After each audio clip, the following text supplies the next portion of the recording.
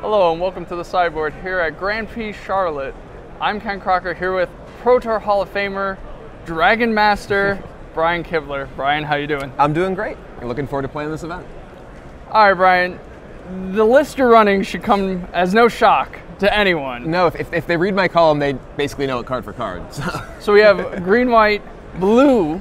So we have a Bant Collected Company deck. Yes. So of all the flavors of Collected Company, why are we going with Bant?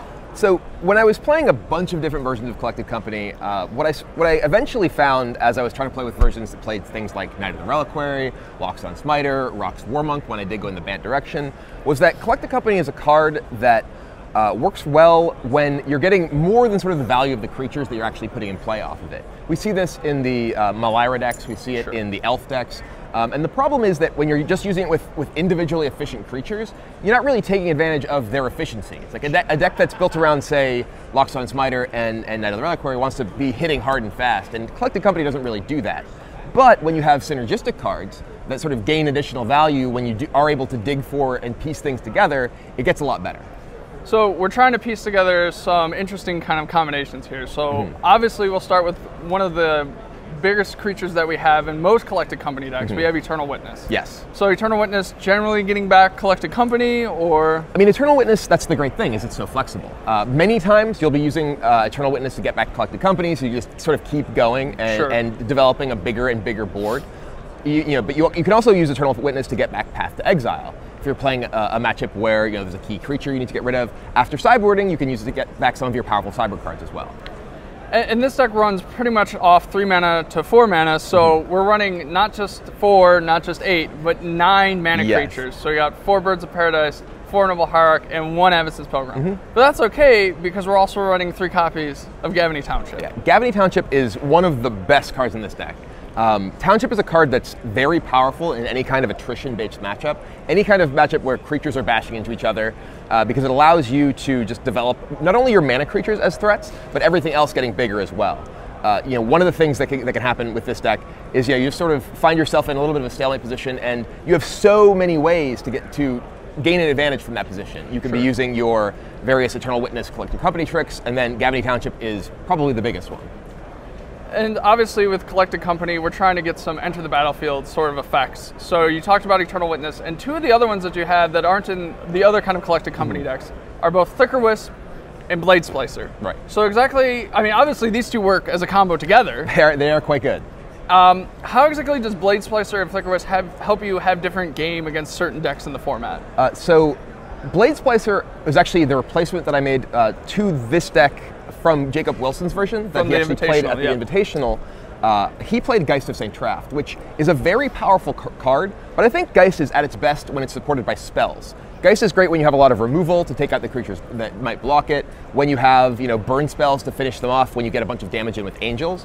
But Blade Splicer is a much stronger value card. If you're planning on playing a little bit more of an attrition-based game, a little bit of a longer game, Blade Splicer is very, very powerful, especially when you have things like Flicker Wisp to blink it and get additional golems, and then obviously with Gavony Township, making multiple bodies is extremely powerful. And then just like most Collected Company decks, as previous with pod decks, we have a couple spicy one-ofs. So Kasali Pride Mage, Restoration Angel. Well, Angel you can't actually get with Company, but Angel is kind of like a 5th Flicker Wisp. Sure. In that it allows you to reuse so many of your Enter the Battlefield triggers with Eternal Witness and Blade Splicer, Flicker Wisp, and Kitchen Finks as well. Yep. Your Restoration Angel has so many targets that are very, very high value that can. It's also just a great card. It's a 3/4 instant flyer for 4 mana. And it allows you to, along with Collected Company, play the game at instant speed. That's one of the weaknesses of a lot of green-white style decks traditionally, is that they have to do most of their gameplay at sorcery speed. But with so many ways to deploy additional threats during your opponent's turn, you can play a lot more conservatively against things like Splinter Twin. You don't have to tap out to play a threat in your turn, which means that your opponent can't just tap your thing at the end of turn, combo you out. You're able to still threaten pressure while just passing with mana up. Sure. So Restoration Angel, kind of a Flicker Wisp / Collected Company in this deck. Yeah, exactly. It's a card that allows you to reuse your value cards, and there's so many high value Enter the Battlefield triggers that it can just be super, super strong. One of the funniest things you can do against, say, Amulet, Okay. Flicker Wisp has, it not only can reset your own things, it can target any permanent. Sure. You can actually Flicker Wisp an opponent's bounce land. It'll come back, and then they have to pick up another land. And then if you then, Flicker Wisp or Angel that, you just are basically land destructing your opponent with their bounce lands. It's super fun. That's the new tech for the for the fair decks. It is, absolutely. Against a very unfair deck. Exactly. All right, well, we did mention this was Bant, and I guess we should talk about the blue cards that you actually are playing. So you're not playing any main deck. Right. But you are playing two very powerful blue cards in the sideboard. You're playing both Unified Will and Meddling Mage. Now, I assume these are for the unfair matchups that we're looking to get an edge in? Absolutely. One of the things with basically any deck I ever play is that when you're trying to play fair, you're playing creatures and your opponent is doing various combo things, whether it's stuff like Splinter Twin or Scapeshift or whatever else, you need ways to interact with them. And while there are lots of powerful tools to interact with many of these things individually, against something like Scapeshift, you can play Aven Mind Sensor, you can play any number of other things, but you can have a great overlap with a counterspell like Unified Will. Yeah. And Unified Will in a deck like this, you're generally going to have more creatures than your opponent. Sure. Typically when I play Unified Will, it counters whatever my opponents play. I usually am the one with more creatures. I'm pretty sure you're usually the one with most creatures most of the time. It's true, it's true. Not a great counterspell against an elf deck, for instance. Yeah.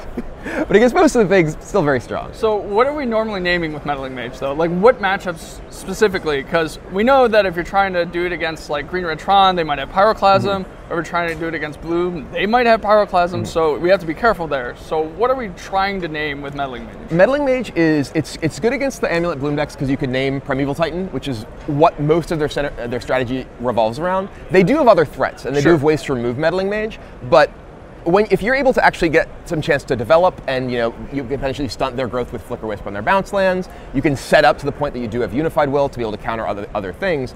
It buys you some time. It can buy you some time to play an Aven Mind Sensor, which is one of the other sideboard cards. Sure. And against a deck like, say, Living End, you name Living End. It's pretty good. Against a deck like the various tournament ad nauseum decks. There's so many of these linear single card combo decks in Modern, that having access to something that can shut them down while applying pressure, like Meddling Mage, is very powerful. All right, and then finally, one of the standard all-stars, I guess we'll call it, that you seem to be bringing over here into Modern, you're bringing one of Dromoka's Command. So there's not a lot of enchantments, really, that I can think of, at least, that you want to bring that in against. But what is that for? So I can't take credit for that. That was actually in Jacob Wilson's original sideboard. But I adopted it, tried it out, and I really liked it. I think Dromoka's Command is a very powerful card. Against, say, Splinter Twin, one of the threats of Splinter Twin as a deck is its ability to play differently after sideboarding. It can be either a combo deck or a control deck. And Dromoka's Command is great against either version. It can counter Anger of the Gods, or it can fight a creature, or it can make them sacrifice Splinter Twin. So all of the modes that it has are actually quite powerful against something like that. You can also just bring it in against the burn deck, because it just counters a burn spell. It has a lot of different applications. It's not necessarily the best thing in any of these situations, but it provides a lot of flexibility, and that can be an important thing in sideboard cards in Modern. Because Modern is such a wide open format, there's so many decks, you kind of have to choose sometimes. Do I want a heavy hitter card that's just like, KO you, or do I want a card that has a lot of applications in different matchups? And Dromoka's Command is very powerful in the matchups where it's good, and it's good in a lot of matchups. Fair enough.